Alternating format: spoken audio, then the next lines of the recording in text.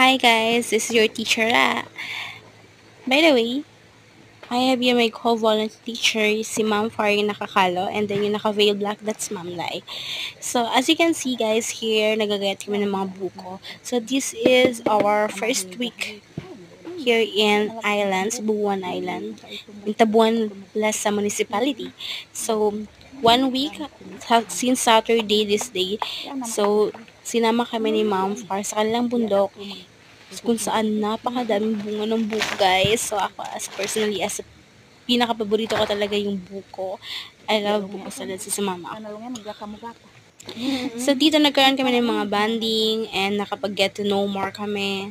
Meron siya share sa amin mga advices, mga tips, and also background story lang pala about kay Ma'am Far pala.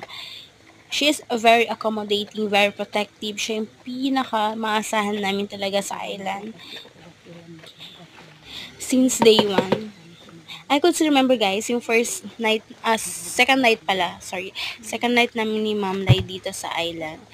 Meron, yung saan kasi kami nag-stay, saan yung bahay namin is, may katabi kaming dalawang bahay, and then sa middle kami, tapos, yung dalawang bahay na yun, wala siyang tao guys. So, since, wala din masyado always yung principal namin,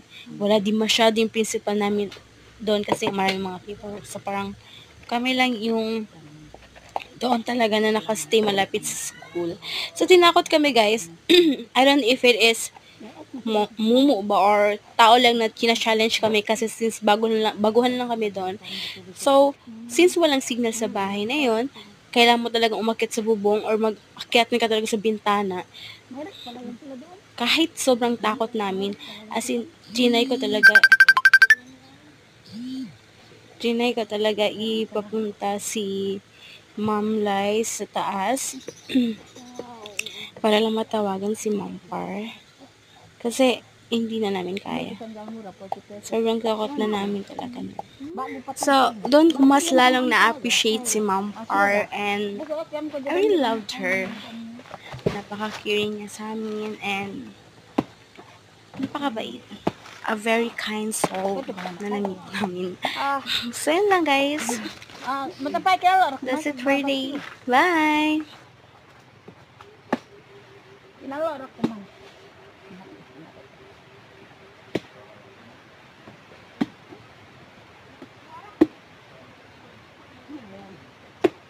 Bang dahon mo na inambong.